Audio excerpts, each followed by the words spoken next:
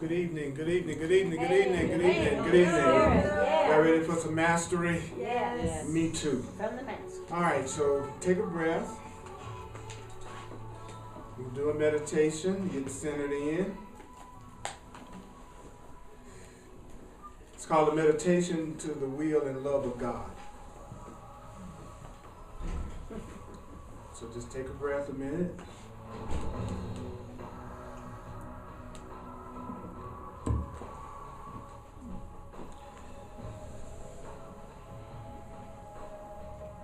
I want you to become aware of the simple movement of your breathing.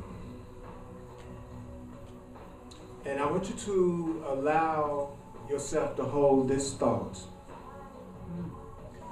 I allow this breath to move more deeply and more slowly.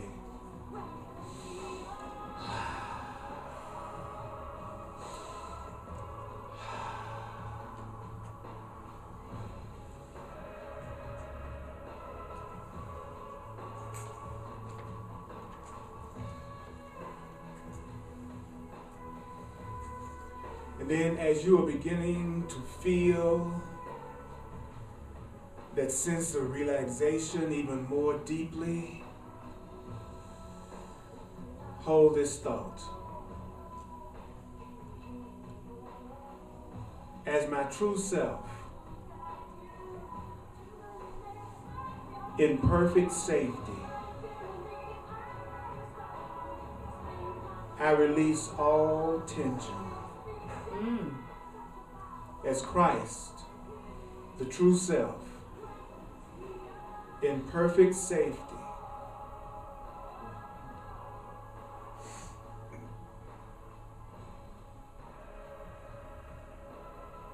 I release all tension. As Christ, my true self, in perfect safety, I dissolve my mind in the perfect peace of God. I dissolve my mind in the perfect peace of God. I dissolve my mind in the perfect peace of God. Then continue in this manner as the breath comes to fill the body. Gently say, I accept. And as the breath leaves the body, gently say within your mind, the love of God. On the in-breath, I accept. On the exhale, the love of God. I accept the love of God. I accept the love of God. I accept the love of God. I accept the love of God.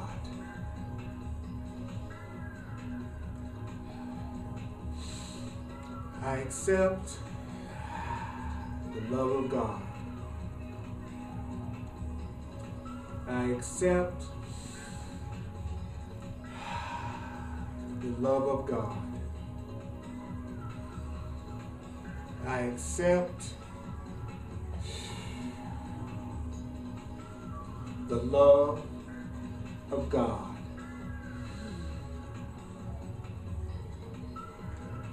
On the breath, I accept the love of God. I accept the love of God. I accept the love of God. I accept the love of God. I accept the love of God. I accept the love of God. I accept the love of God. I accept the love of God. I accept the love of God.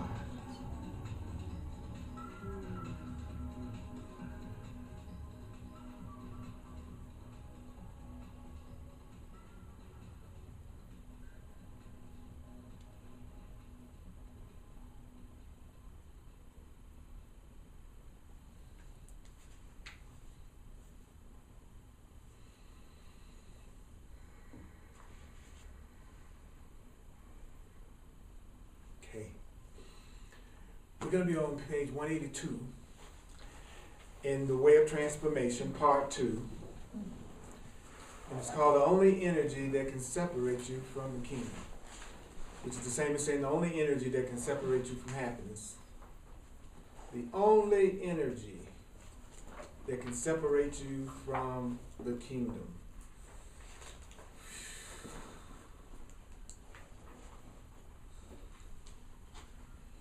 What page? It's on page 182 in The Way of Transformation. It's the section called The Only Energy That Can Separate You from the Kingdom, which is the same as saying the only energy that can separate me from love. The only energy that can separate me from what I really want. What is that? Fear. That's exactly right. Beloved friends, the world that you look upon is not real. Oh, that's starting out light.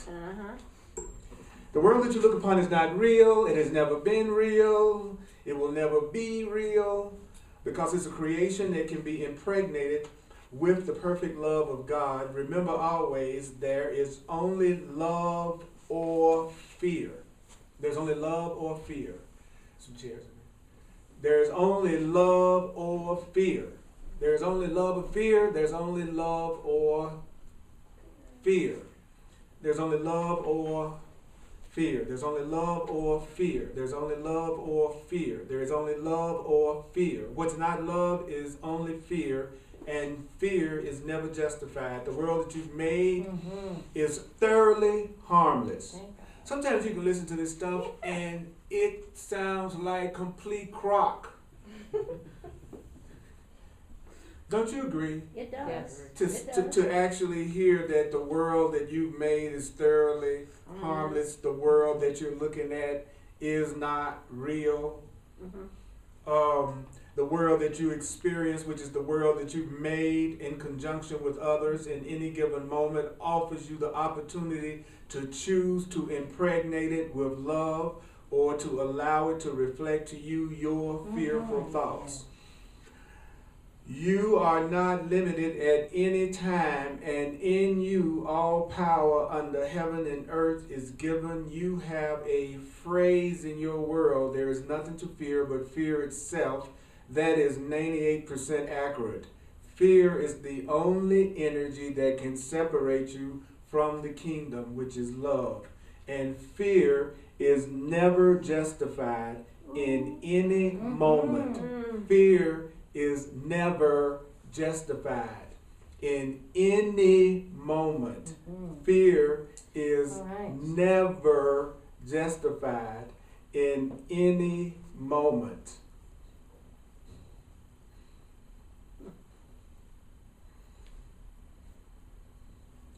Fear is never justified in any moment. Fear is never justified in any moment. To just be with that. Fear is never justified in any moment.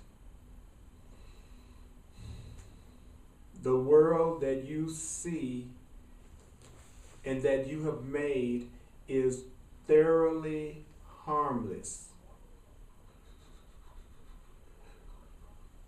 the world that you experience, which is the world that you've made in conjunction with others, in any given moment is offering you the opportunity to impregnate it with love, or to allow your own frightening thoughts to be reflected back to you.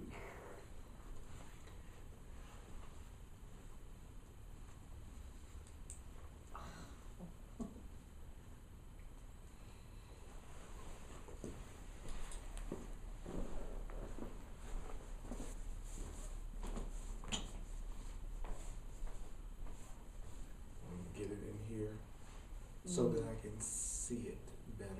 Okay, great. I love ebooks.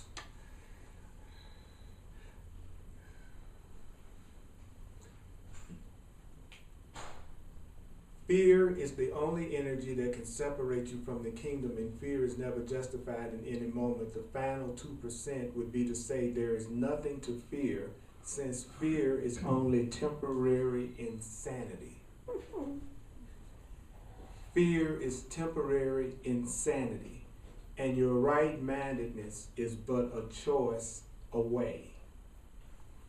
Therefore, begin to look upon each situation, each moment or minute of your life as a very separate scene in a movie.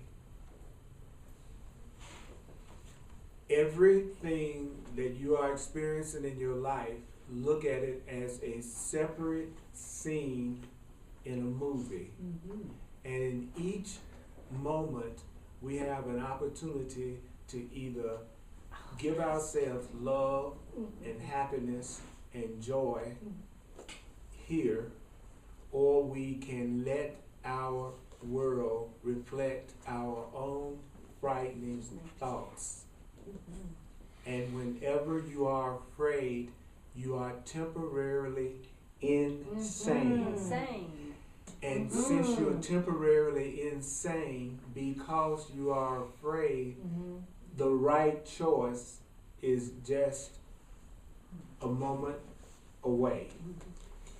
So if you were to look at your life as a movie, it has a certain set, it has certain characters, it has a beginning, it has an end.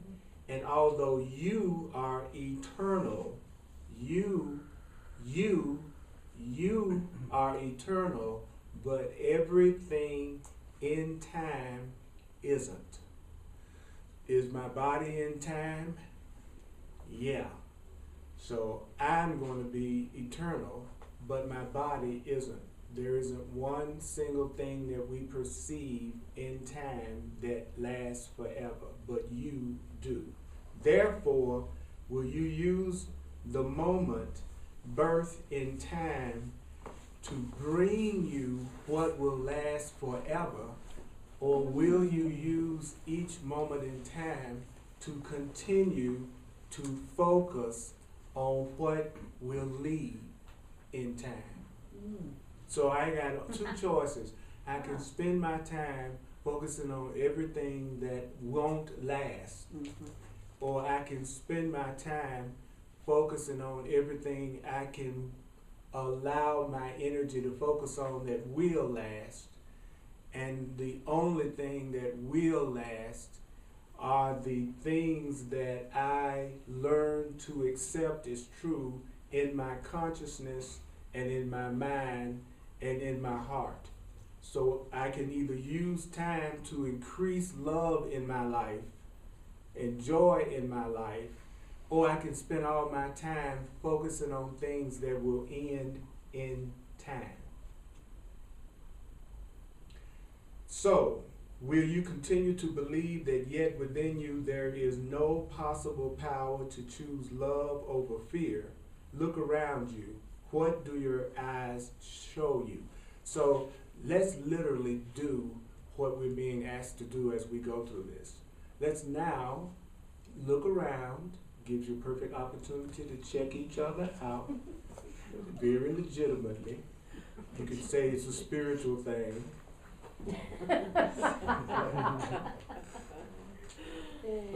Now, as we look around at all this temporary stuff, will you bless what you're looking at, or will you curse it? So will you bless me, or will you curse me? Will I bless you, or will I curse you? Well, Bless you. are we going to bless each other, or are we going to curse each other? So let's look around the room, and whoever our eyes happen to light on, just say, I bless you. I bless you. I bless you. I bless you. I bless you. I bless you. I bless you. I bless you. I bless you. I bless you. I bless you. Gesundheit. I bless you. I bless you. You gotta put some little juice behind it. I bless you. You got a little bit more to it, right? Because I don't know about you, but I put a lot of energy behind my anger and my upset. And then when it comes to saying the cool stuff, I have a tendency to do that a whole lot softer and with not as much enthusiasm. You see? So now I bless you. The message of this lesson is being given slowly, as you noticed, deliberately and carefully. You know why I'm going so slow?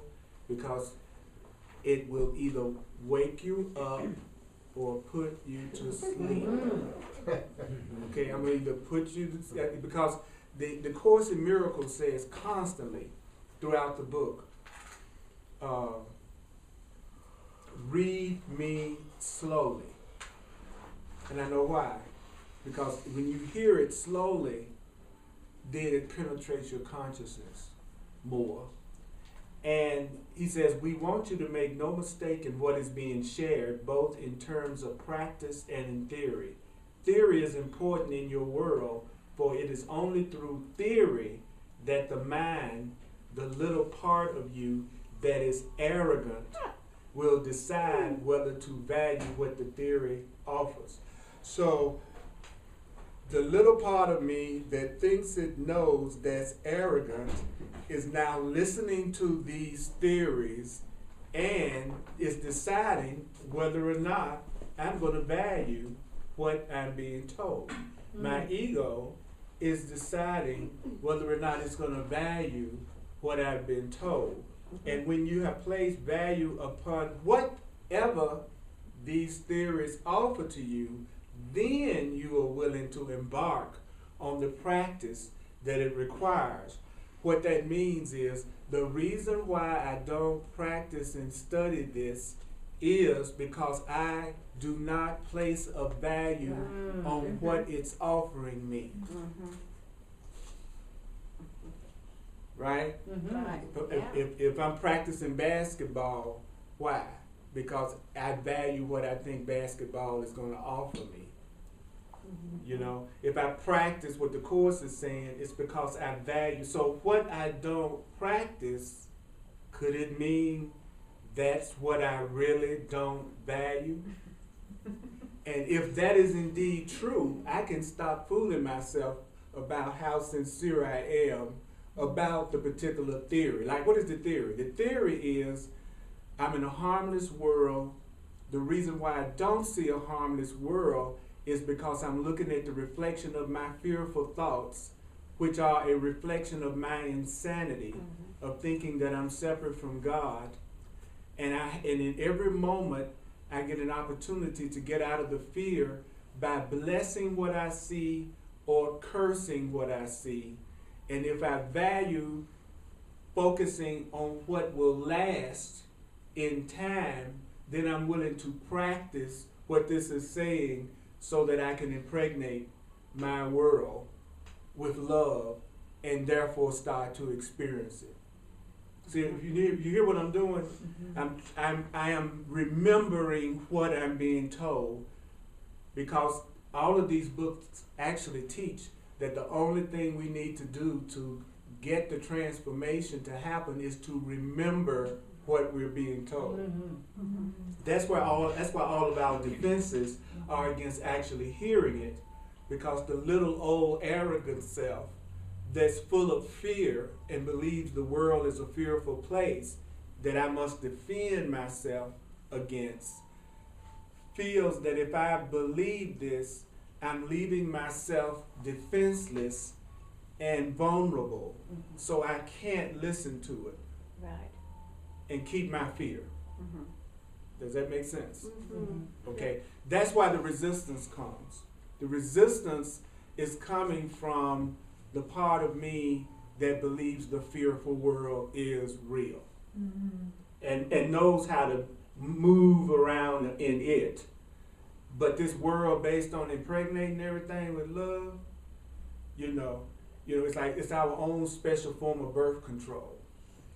It's called fear, and it keeps us from getting pregnant with love. Yes, yes.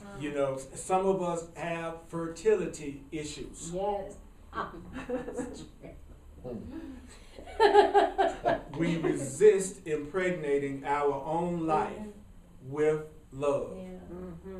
Okay? Then it says, therefore, in this lesson, we are choosing to speak with you more rationally than emotionally. We have asked you to consider this. Have you suffered enough? Yes. Have you Yes. suffered enough? Yes. Have you suffered enough? Have you suffered enough? I guess not. Have you suffered? You want more? You're in the right place, buddy. This is suffering cornucopia. If you want to suffer, we got some stuff. That's right. I'll go lay on the floor there and let That's her walk all over That's me. right. That's right. Your next way to suffer could be waiting for you right now on Match.com. I bet you if you went on Match.com and said, I like to suffer, you get so many dates, you probably wouldn't get around to all of them. Is there anybody that's tired of suffering and being miserable by yourself, and now you want to join with somebody so y'all can be miserable and suffering together? Because the Course in Miracles says that's what the average person gets a relationship for, is they no longer want to suffer alone. They don't want to be unhappy alone. I'm miserable and I can look over at you and you can look over at me. At least I'm not miserable by myself. Now, in any moment, you can tell quite clearly what you are most committed to in any moment.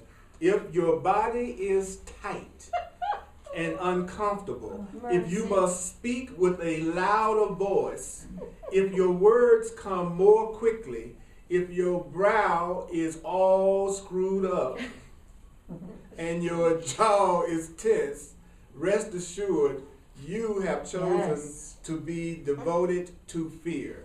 So I want to admit that I have been a fear devotee.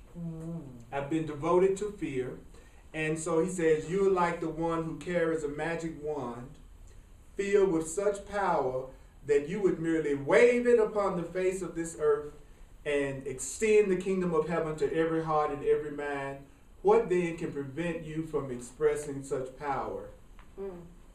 If I have the power to wave my hand and watch my life become like the kingdom of heaven and then watch it spread to everyone around me, what is it that keeps me from using that kind of power? If I could have the kind of abundance that I'd like to know and see in my life and the kind of loving relationships, he said I could just see it that way. I could change it all.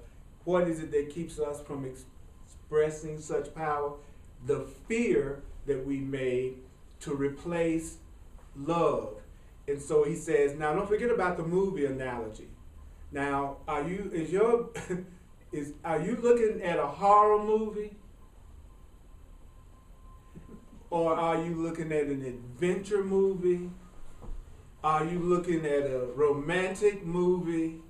Are you looking at an action movie? Are you looking at a war movie, or like my life, a science fiction movie. So when you think about your life, which one of those categories does it fall? Do you feel like you're at war in your movie? Do you feel like you experience a lot of love in your movie? Or does it seem like your movie is very unusual and very strange and very metaphysical, like science fiction? That's what this scene is, right here. This is what people would call science fiction, what we're talking about right now. So begin to cultivate the deliberate practice of recognizing that you are in a field of energy that is your perfect servant. You are living in a field of energy that is your servant. All of this energy is your servant. Everything that you're looking at is your servant. Everything that you're looking at becomes a means for you to impregnate it with love or to increase fear in your experience. So within this moment, you're the one with the power to make this moment be whatever you wish it to be. And I have to remember that when I come into the class, that this class for me will always be whatever I want it to be. If I want it to be exciting to me and something that thrills me and something that I'm excited to do and to hear, and I'm excited to join with you and be with you, then I'll see it that way. If I feel like it's a sacrifice or I'm not enthusiastic about hearing the truth, then it'll be that way for me, because every moment I have the power to make it exactly whatever I want it to be. So that means that whatever is happening in your life, in my life, right this moment, is exactly what we want to happen in our lives right now. Whatever is happening in your life and in my life is exactly what you want to happen. All of it. You have exactly the financial situation that you want right now. You have exactly the friendships that you want right now. You have exactly the love life that you want right now.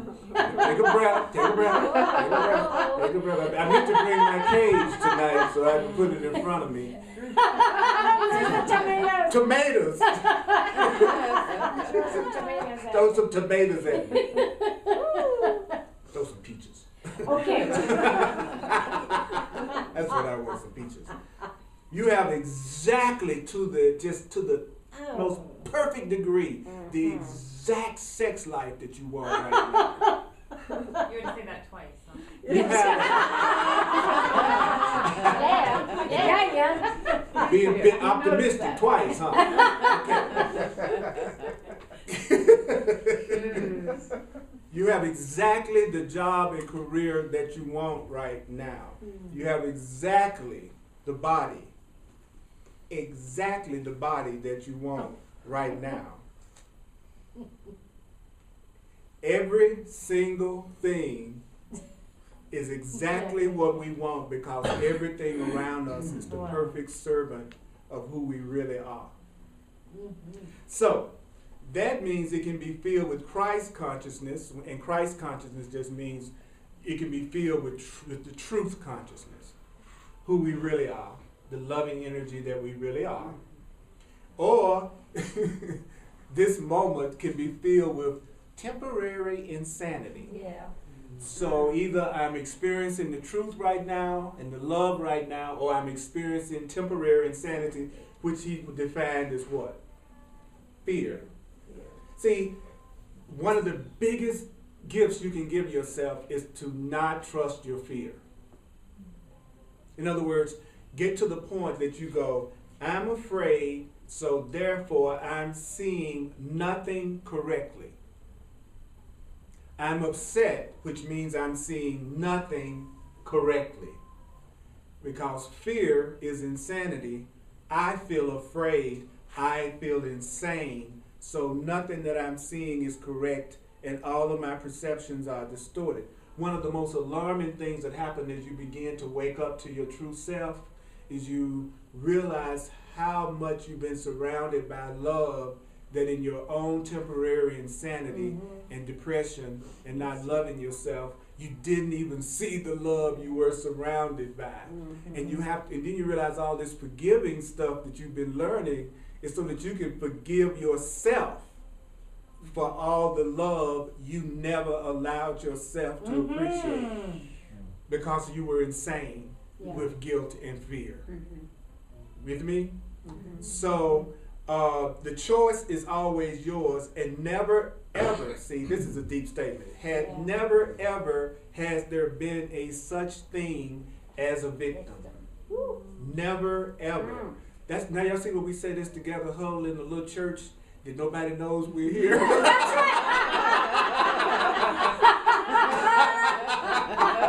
I swear I never said any of it. Don't tell anybody I go, what you talking about?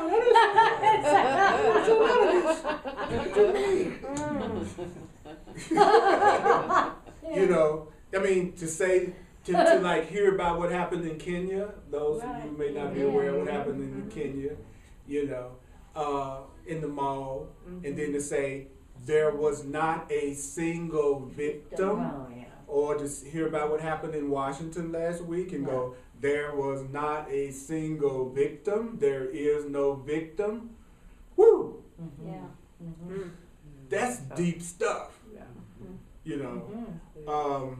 So now, before I do the next part, let me throw it open for discussion or question about anything that's been said so far. Yes, Dominic. Why? Like, I guess, like, when you started bringing up those things, my mind just, like, revolted. Like, what does that mean, that there's no victim? Like, child of, you know, sexual assault, or, like, what? I'm confused. Well, remember that understanding is not a powerful contribution to the truth. And that's why he says that in the beginning, trying to understand it is one of the best defenses against getting in touch with your power, because the answer is more alarming than the question. What it means is we are eternal beings. We are not these temporary bodies that die. So therefore, no one really actually, in their true nature, actually died. They dropped their bodies and they were ready to go to the next level of their spiritual involvement. And that was the way they made their exit. And it looked like someone came in and took them out. Okay, because I was trying to connect the dots between, like, we create our reality, everything we get is what we want. So I guess, like, that's where I connected those dots, that, like, somebody who's, like, you know, assault, like, murdered or brutally attacked, that's, like, what they want, you know? But I guess I didn't think about, like past this lifetime. Yeah, none of this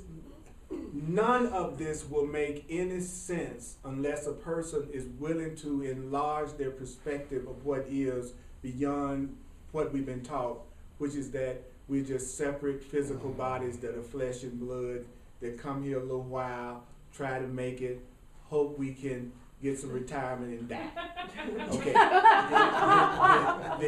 The truth is trying to say, give God more credit than that. Okay. So now, at the level of our human understanding and perspective, what we are seeing is an opportunity to choose to impregnate more love in the movie, or to buy into the fear and make ourselves go into more insanity and separate. That's why he said at the very beginning, look at it like a movie.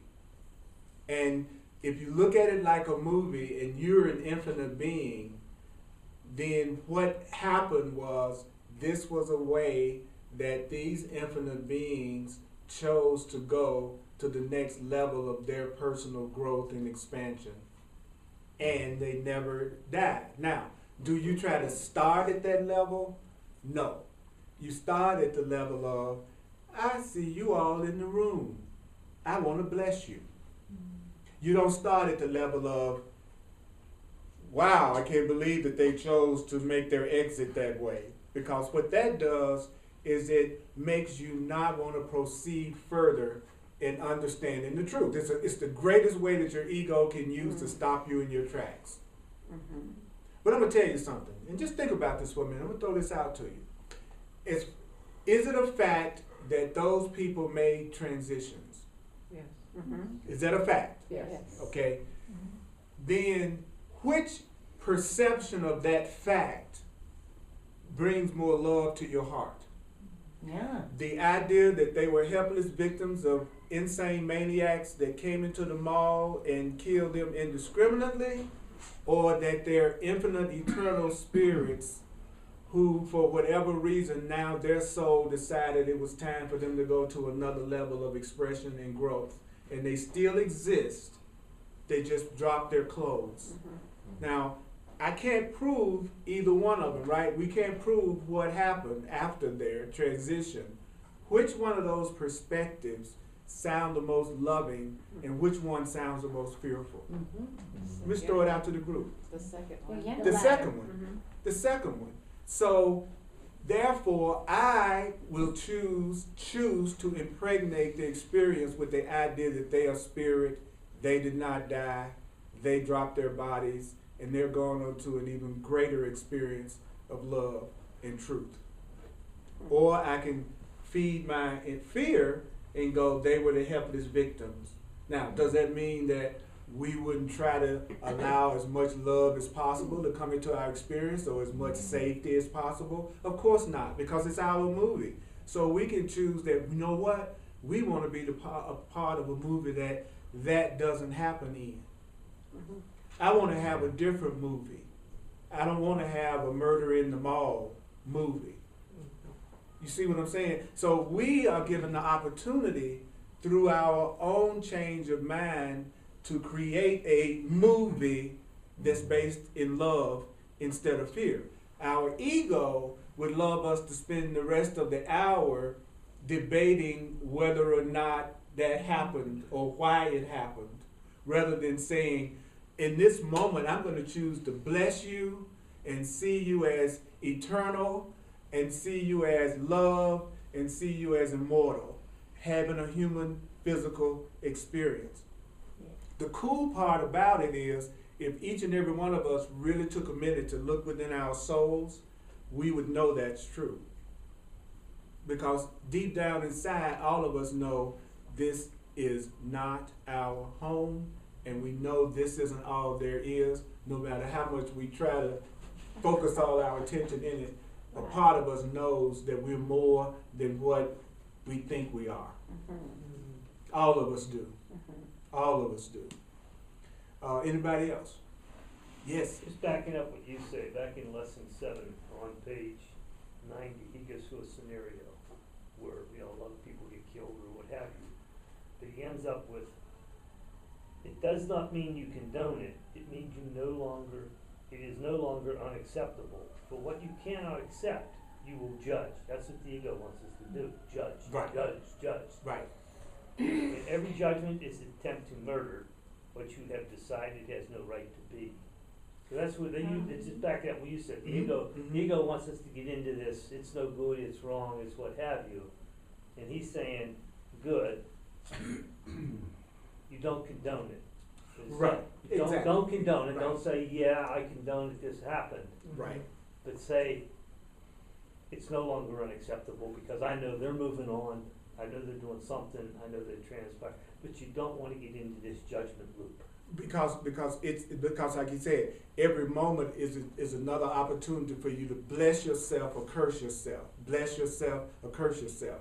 Bless yourself or curse yourself. And then if you would let your mind have all the thoughts that it has without judging them, then your mind would heal. So we try to spend all our time getting rid of certain thoughts. And what the way of mastery is saying is that there's a certain level in your spiritual development where you're no longer trying to get rid of any of your thoughts. You're allowing all of your thoughts, and you're no longer judging yourself for having those thoughts, Mm-hmm. which I think is a lot easier Yeah. than to spend all day long trying not to hate my mama, if that was what my ego was telling me to do, and just go, I have hateful thoughts about my mama. I will allow myself to have those thoughts, but in this moment, I'm going to choose to impregnate this moment with love. That I'm going to choose for love. I'm going to choose for peace. This is what I'm feeling, but I'm going to choose for peace. Then I'm not fighting. I'm not fighting. Like now, when I have a so-called negative thought, I just go, wow, that's the way I feel right now. And I don't make a big deal out of it like I used to. It was like, okay, right now I think I'm making myself feel depressed about something right now. Let me feel it. Now, am I going to judge myself for that? Am I going to identify with that? Or what am I going to choose in the next moment? Mm-hmm. Earl, how about like, deeper subconscious thought though, So what now? It's not necessarily something that just happens in front of you, but maybe it's a memory of something or is there any difference? I don't quite understand what you're saying. The self-judgment that you were just talking about, Mm-hmm. and that you want to forgive yourself for your perception, because that perception, you really have to forgive that you had that perception. You don't forgive the perception itself, but the fact that you had the perception, you're forgiving yourself for having that perception. And if But how about yeah. if it's a deep subconscious thing that just comes up, It's just like Well, a, it's the same. it's your It's thing. the- It's your years. thing. It's the that- same that thing. you- What's so your own cool? self-judgment thing that you have. It's still allow it. No matter what, no matter where it comes from, no matter where it seems like it's originating, he's saying, let yourself have it. Don't judge yourself, and don't judge yourself by it anymore. Because how I look at myself about having a thought is still my choice. Just because I had the thought I want to smack my mama, I still my choice how I will look at that. Which means I could look at that as just a thought that I'm having, and guess what? I'm not gonna smack my mama. I'm not gonna let that thought direct my actions. But I'm no longer gonna fight the thoughts because it's just a thought.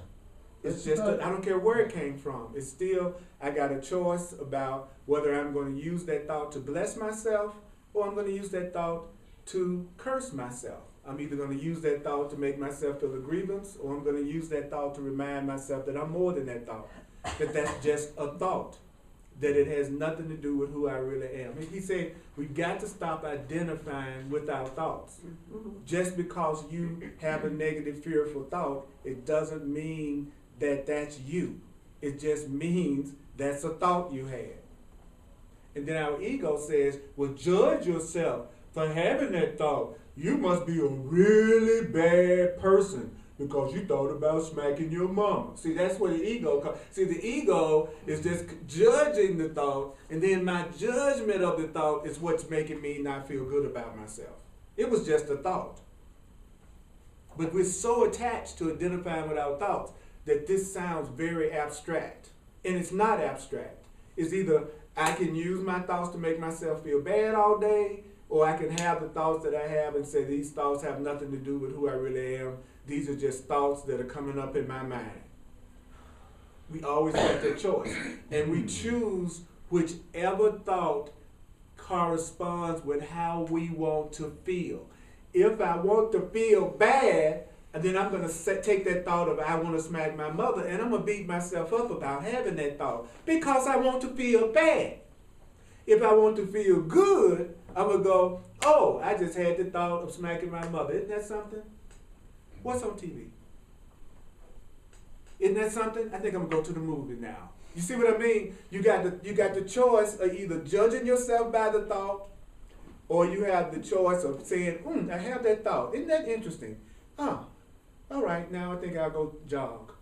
You see, it's us that keeps up, it's our judgment that keeps it going because I don't want to feel good. Right. And since I don't want to feel good, I don't want you to let me off the hook, Earl, because what I'm doing is letting all of us off the hook about any negative thoughts we have, what we call negative thoughts about anybody. That's what this is doing.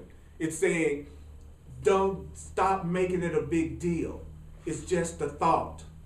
And if you don't act on the thought, then just let it go.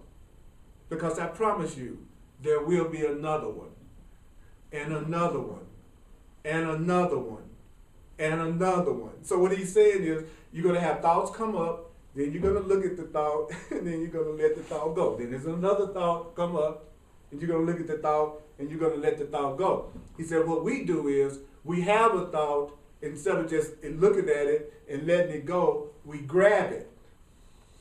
And then we say, what do you mean, thought? And I think I'm going to use this thought not to make me feel good.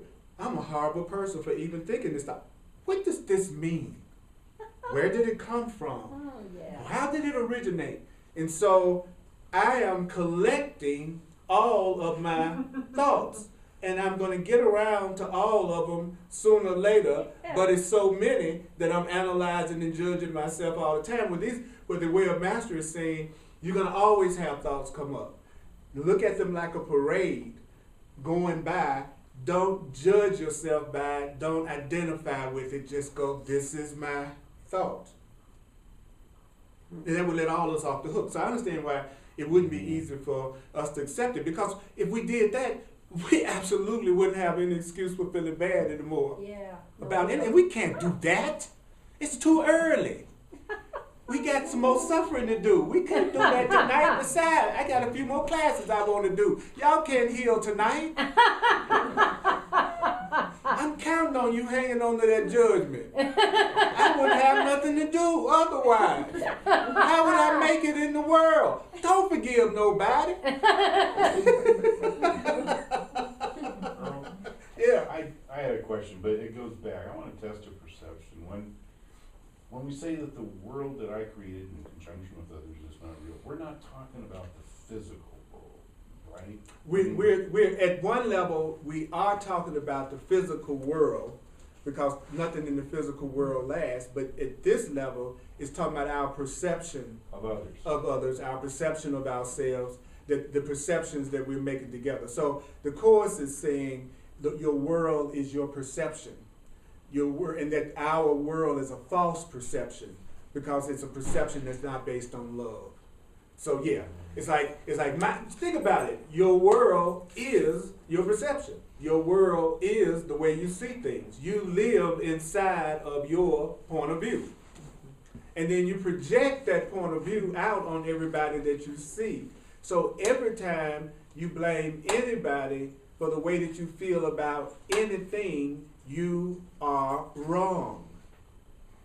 In every situation, no exceptions at all. You're never right when you're afraid. Ever. Not in your perception.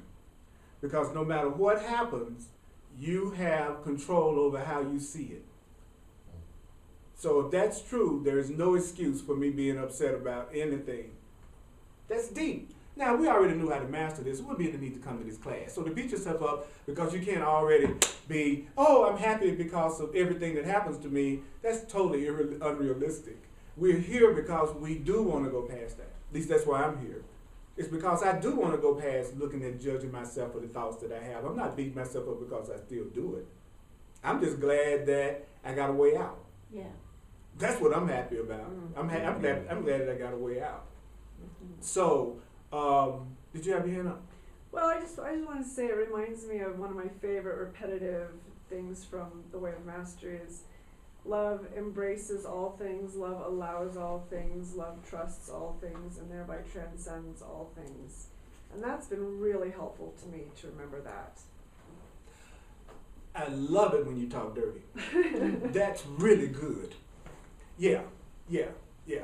That's the hard part. It's like can I allow my mama to be my mama? Can I allow my mama to be exactly the way my mama is? Can I allow that? Because if I can allow it, I'll transcend it. If I can allow it, she won't bug me anymore. If I can allow it, I'm okay. What's causing my pain is all of my non-allowances. Me telling you how you should be, you should be, you should be, you should be, and you should be. My judgments is that's what's making me unhappy right now. You know, and the perfect relationship is somebody who will try to the best of their ability, to conform to my expectations. That's my ideal partner. A slave. I wonder if I put that on Match.com, how it would good fly.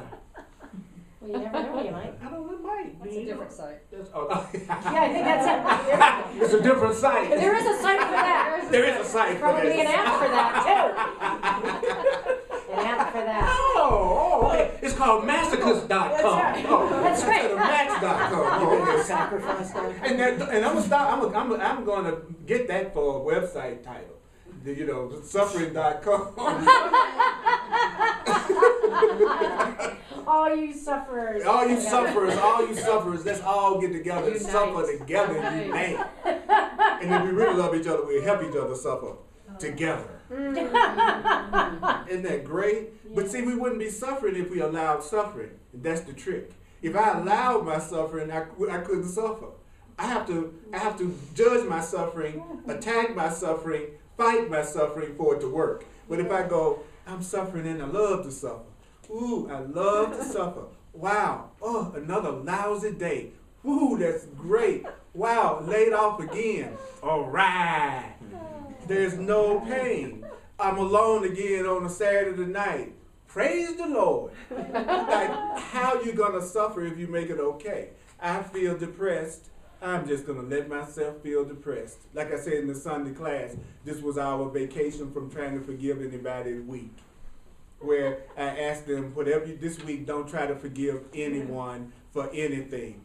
Just take a vacation from trying to forgive them because you're not hurting them by your unforgiveness anyway. I repeat, there's not one person you don't like that is being affected by it at all.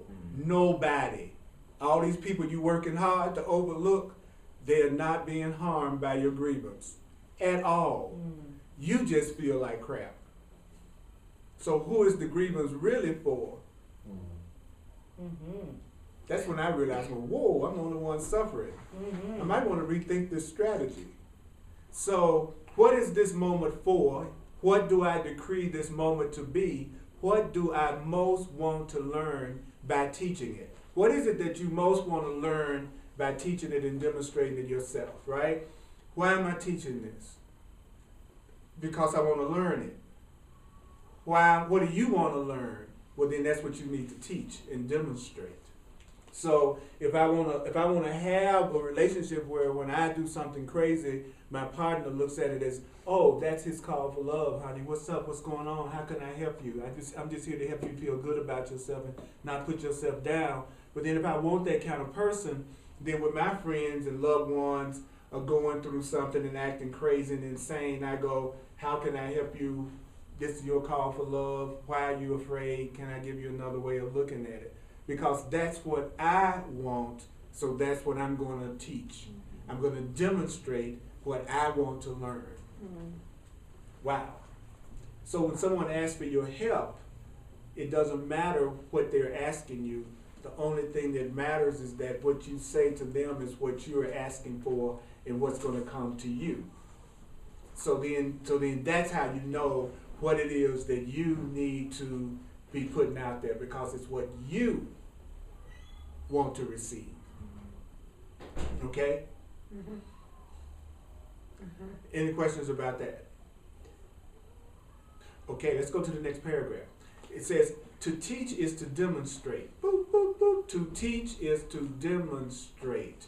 To teach is to demonstrate. To demonstrate is to express what you have decided will hold the greatest value for you. So everybody's always demonstrating what they value the most. So the way you act and the way you demonstrate and where you put your energies, that's what you value the most. I can say I'm all about this stuff, but if at the end of the day I haven't focused on this stuff, then that's really not what I value the most. What I value the most is what I actually did today. That's what I value the most. Whenever you judge another, you are decreeing that the thing of greatest value is separation. So whenever I'm judging you, I want to be separate from you, and the more I want to be separate from you, the more that I'm going to judge you, since judgment always causes you to feel a contraction, and then makes you feel separate from another. So if I want to be separate from you, I'm going to judge you. So how do I keep from hurting myself with my judgments?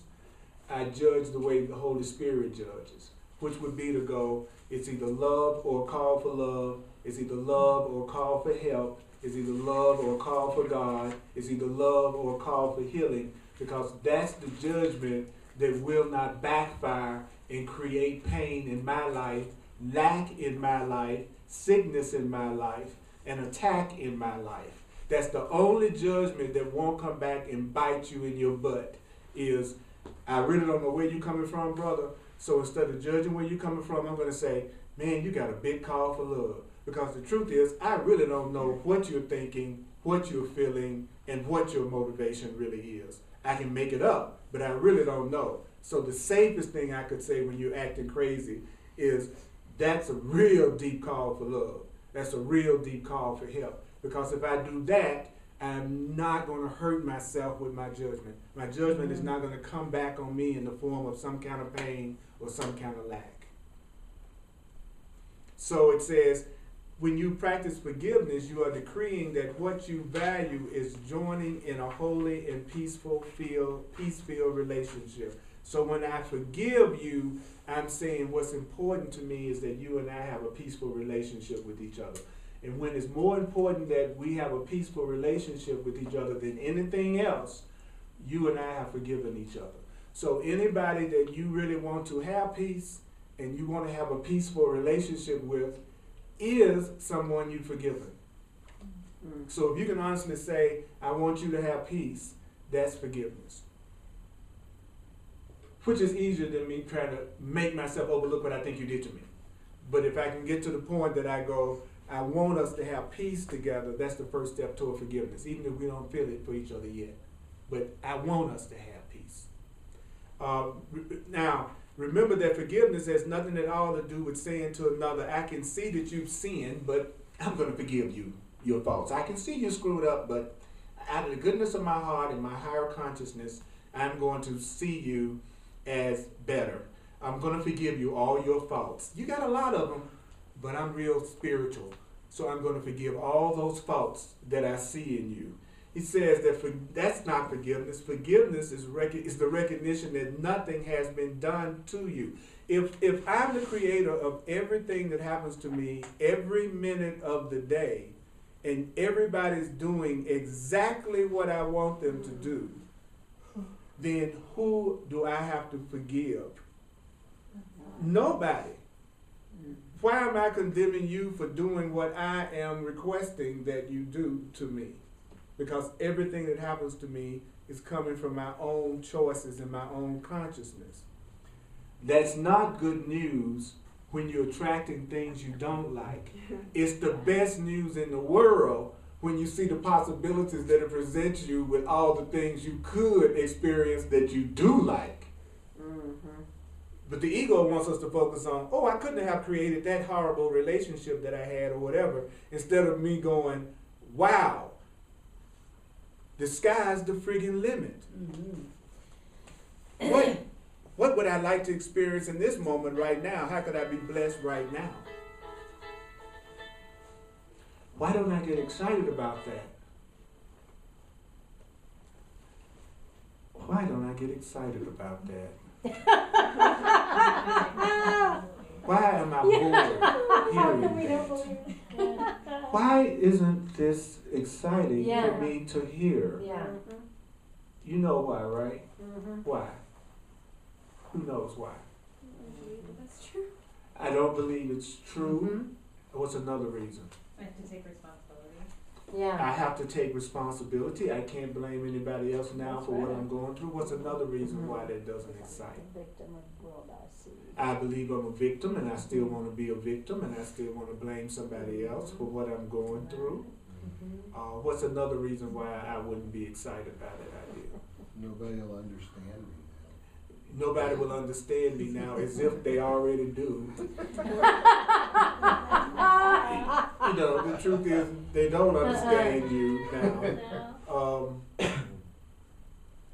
one of the reasons why I can see that I wouldn't get really, really excited about that is that it's going against my plan for my healing.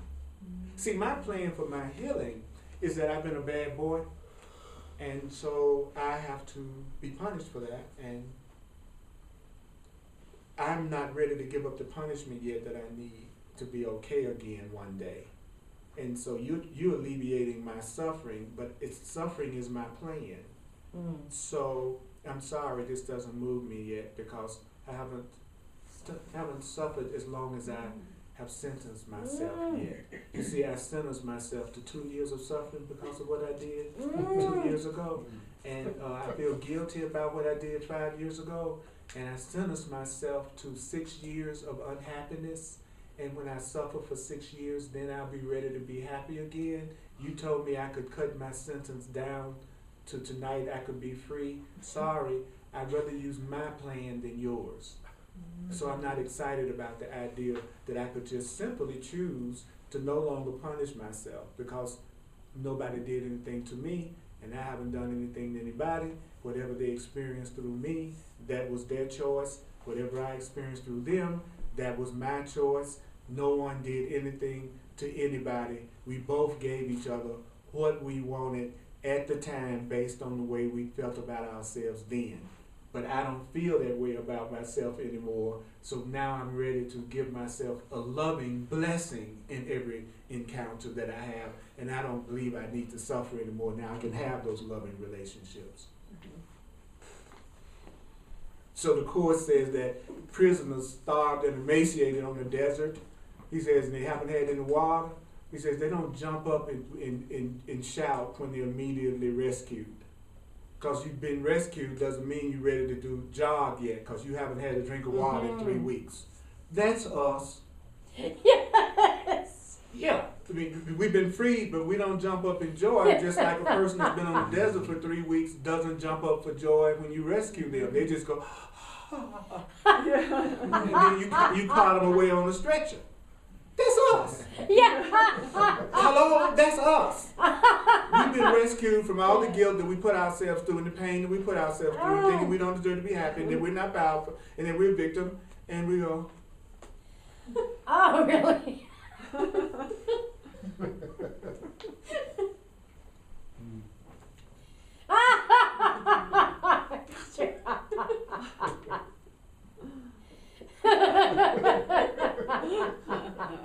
But man, did those Broncos kick ass? Yeah.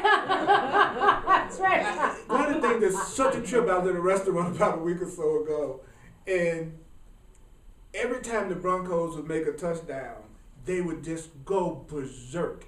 I don't care who was sitting at the bar, who was sitting at tables, they'd go, wow, wow! And that's it. That's it. We are totally capable of total joy and excitement. Yeah. Just like you said earlier, but it's got to be about what you value. If it's not what you value, you don't get excited. If it's not what you value, you don't get excited. If it's not what I value, I don't get excited. If it's not what I value, I don't get excited. And if I don't value my freedom, if I don't value my power, if I don't value my innocence, if I don't value my eternal nature, if I don't value the loving thoughts that I'm hearing, Yeah. Yeah. Broncos, yeah!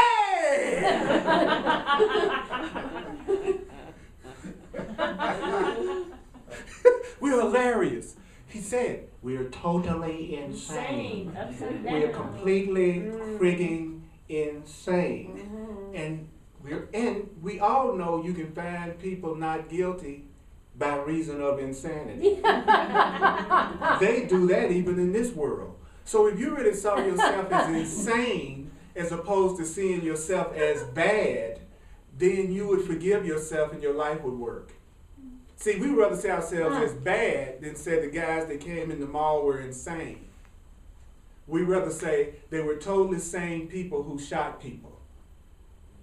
Because then that would justify my desire to get revenge. Yeah. But if I saw them as totally insane, fearful people that shot people, then I'd have to have a different reaction to it. And then it would be more about how can we help people stay sane and get to sanity. more so than it would be, how can I get revenge?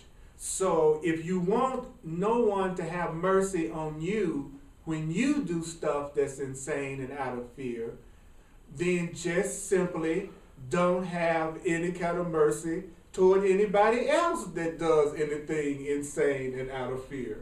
And then when you make a mistake, nobody will forgive you, and they will condemn you and want to punish you. And then you'll go, wait a minute, why don't you give me another chance? It was a mistake. I can do different. Yeah, Purdy, but that wasn't what you said about the thing you saw the other person do. You wanted them to be hung from the highest tree, didn't you? You didn't have any kind of compassion about their insanity. Now you're in trouble, and you're saying, everybody, please have mercy on me. Please give me another chance. I want another chance, but I want to condemn you when you do it. See, I got to demonstrate. I got to teach what I want to learn. Any questions, any comments about this? So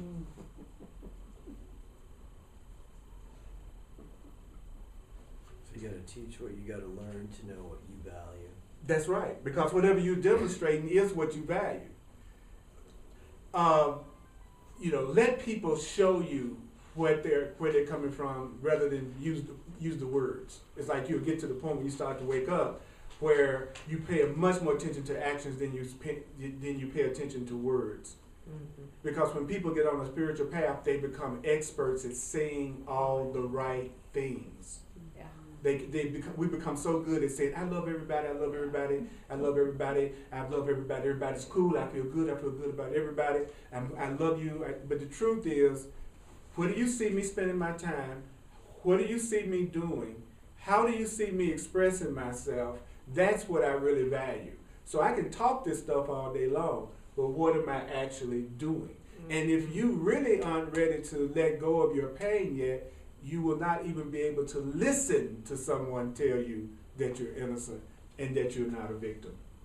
If I want vengeance, you cannot convince me that I'm not a victim. If I want vengeance, I've got to have a perpetrator. I've got to have somebody that's doing something to me. So I got to have justification for separation. So the truth is, when a person wants to separate from you and you want to separate from a person and you want to stay separate from that person, he says you'll judge them. Because judging them will assure that you stay separate from them. So sometimes I keep my judgments going against some people because I don't want to be around them. And I feel like if I forgive them, they might ask me out to lunch. You understand what I'm saying? If you don't want to be around somebody, you've got to have justification for keeping them separate from you. So when you don't want to join, you have to judge. Because judgment is how you keep the separation going. And when I'm afraid of love and I want to get away from someone because I'm afraid of love, I'm going to judge them. And if they keep loving me in spite of my judgment, it wrecks my ego completely. Because then they're showing me that I deserve love regardless of what I think about myself. So they're not identifying me with my own ego. And so they're overlooking my own ego. That'll freak you out in a relationship if you act a damn fool and the person still continues to love you and say, I love you anyway. I still care about you anyway. You know, that was what my mother said to me about my father, who had a very big problem and did some very cruel call for love things. And she said to me one day, that wasn't him. That wasn't him. You know, that was his pain. That was what he was telling himself. That wasn't him. I know him. That wasn't him. She knew my father, who my father really was, beyond how I was seeing him, because I was in judgment. And that's what true love does. It sees you past your ego, but it doesn't mean you're going to continually subject yourself to that ego. So you don't use it as an excuse to stay in something that's painful. You just don't identify that person as being their ego. And you still choose for what's going to give you the most peace, which will allow you to bless them. Wow. Does that mean you stay or leave? Does that mean you stay or leave? No, you would stay or leave. Whether you stayed or whether you left would just be dependent on whether or not you wanted peace. You know, here's a simple thing. You're in a relationship with another adult. you can therefore tell that adult exactly what it is you want, what you're feeling, what your values are, what it is you like to do in having this relationship. See if they want the same thing, and if they want to join you in that. And if they don't, you leave. If you stay at that point, you must do one thing. Don't try to change them, and don't you dare criticize them anymore. Because you are staying there of your own free will, which means you must want whatever it is they're giving you. So you should be giving them gratitude, buying them some gifts, taking them out, because they said no. I'm not interested, and you still want to deal with it, which means you are the one that wants to keep it going.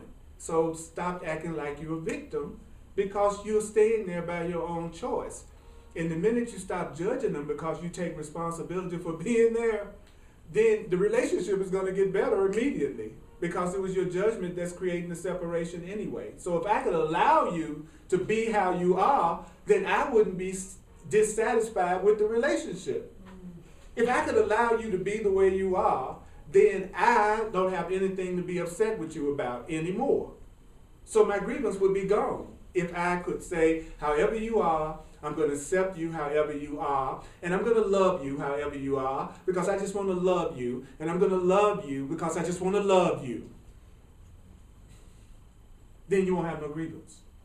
But the reason why that doesn't work is because what we give is not real love. What we give is a bargain. So therefore, when I give you something, I have a lot of expectations about what it is I think you should be giving me back. And since you're not giving me back what I want, then I'm upset, and I want to change you now, and I won't allow you to be who you are, because I want you to be the way I want you to be for my happiness. But if I could allow you to be the way you are, I don't have a grievance with you. Can you do that? Can you really allow a person to be the way they are? If you can't, you need to get out of it. Because then you're just going to judge, like he said, what? And that's going to give you the grievance, and that's going to give you the pain. And you know you can't fool yourself about it. I mean, you can pretend like you can do it without having your expectations, but you know you really can't. You won't be able to. You can't maintain a phony love. If it's not really real, you're still going to be resentful if they don't do what you want them to do. And if you give them an opportunity to join with you on a goal, and they don't want to do it that way, then your love must be, I allow you to be the way that you are.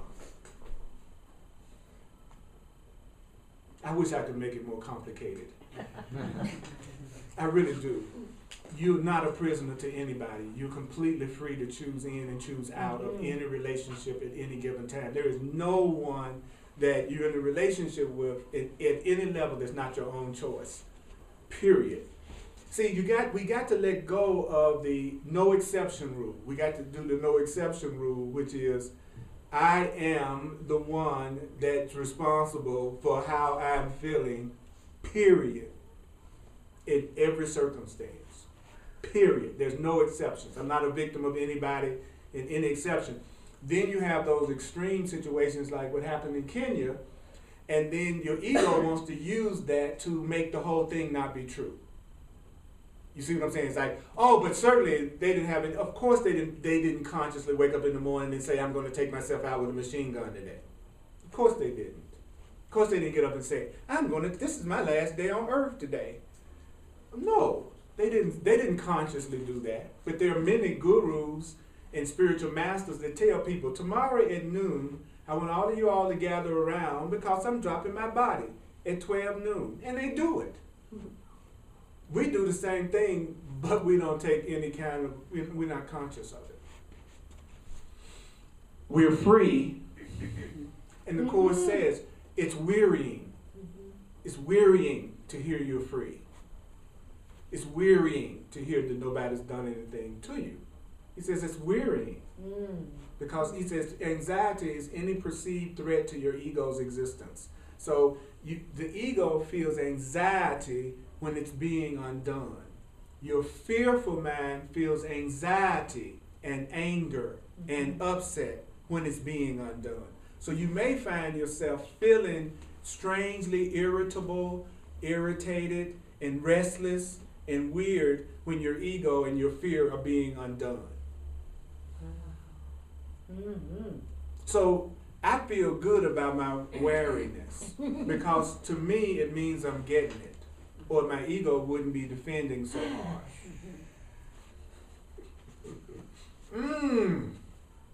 Okay, so what we're going to do right now, I'm going to stop right here before I'm shoveling people out of the room. And it would be very tiresome to try to do that. I don't have a lift or a crane. So we're going to stop right here. And we're going to do the financial expression of appreciation, please. And those of you on the internet, if you want to make a financial expression of appreciation, you can do it by going to my website at earlpurdy.com. And also, if you want to have a one-on-one session called a clarity session with me, you can also go to my website, and it explains it in detail. And we can take a look at your situation and apply the truth to it. And if you're open to astrology and numerology, I'll also use my knowledge in that area, and we can take a look at what's going on in your dream right now.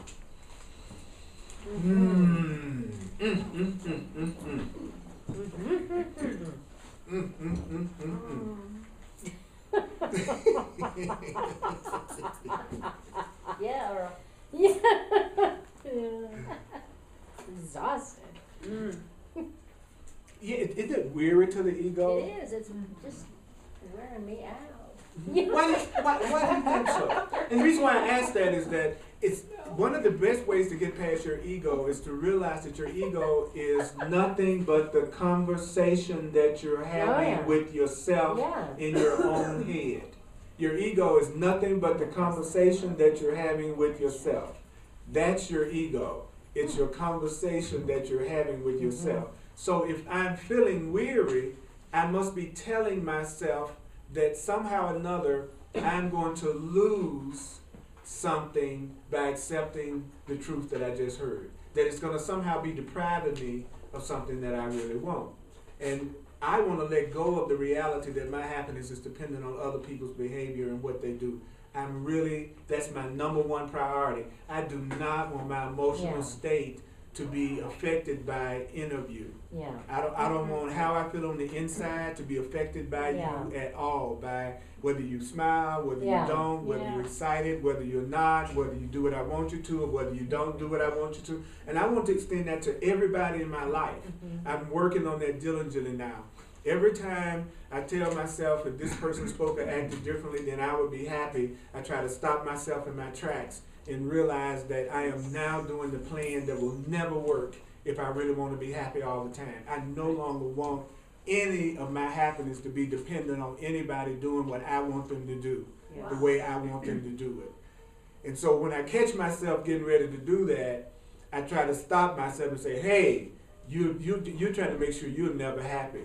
You're trying to make sure that you're never going to experience joy. Then my ego says, well, how are you going to get that taken care of if you don't try to get somebody to meet it? And then the Holy Spirit says, I will send to you the perfect people who need you exactly the way you are. Exactly the way you are. They want you to be the way you are. They're encouraging you to be the way you are. They'll be saying, please be the way you are, because that's the best way you could possibly be for me. Would you like somebody like that in your life? And they go, yeah. Right. It says, okay, the way you allow people like that to come into your life, take your scripts and judgments off of everyone in your life right now, as much as you possibly can.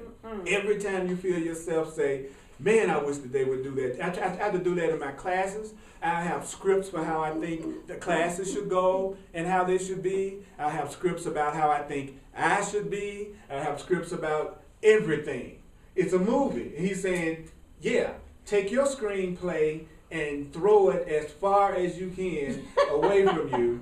The screenplay that says, if this situation were different, I would be happy. If this situation were different, I would be happy. If this situation was different, I would be happy. If this situation was different, I would be happy. If I had $1 million a year, I would be happy. If I had 20 less pounds, I would be happy. If it was 300 people in the class, I would be happy. If the weather did not turn cold, I would be happy.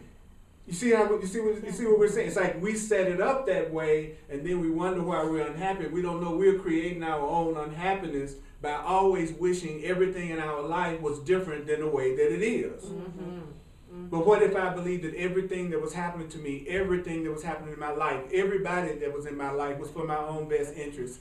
And it was the best people that could possibly be in my life are the people that's in my life right now. That they don't get any better for my spiritual growth than having the people that's in my life right now. I would have an entirely different day. Oh, I missed my bus. God, I'm glad I missed my bus. Boy, they said they was going to pick me up at 3. They didn't. That really saved me from something that I know I shouldn't have experienced. Everything that's happening in my life is for my own best interest. That person is acting like that, and that benefits me every way possible. If I could either say everything that's happening to me is for my own best interest, or say I do not perceive my own best interest, both of those would solve all of my pain. I don't know what's best for me. I don't know who's best for me. I don't know what situation is best for me. I don't know what would make me happy. I don't know what my perfect mate looks like. I don't know what the perfect job looks like. Every time you say I don't know, the Course teaches that then you're opening up some space for Spirit to give you what you want, because you now let go of your attachment to what you think should be happening, which opens up the possibility for the things that you want to come into your life. Especially if you don't know anyway, just go ahead and say, I don't know. I don't know how to be a good mate. I don't know how to be a good father. I don't know how to be a perfect teacher. I don't know. I don't know. I don't know. I don't know. I don't know. I don't know. I don't know. I don't know. I can just feel the space open up. I don't know. I don't know. I don't know. I don't know. I don't know where the happiest situation that could ever come into my life is coming from. Oh, it could come from back there since I don't know. It could come tonight since I don't know. So if you already know you're miserable, then just say, I don't know, so that you can get help. Because he says the misery is coming from me defining my happiness and then it not happening the way I've defined it. Yeah. That's why I'm depressed. I've decided who it should be. I've decided where it should be. I decided how they should act, what they should look like. And if you're going to make those very specific types of judgments about what you want, then you have to let go of your attachment to how it turns out. So it's not saying you can't choose what you think you would like to have happen. He says, but don't make any decisions without the Holy Spirit. Don't make any decisions without asking God's guidance. Don't make any decisions by yourself. Don't you come up with it and then go, I'm going to do it by myself.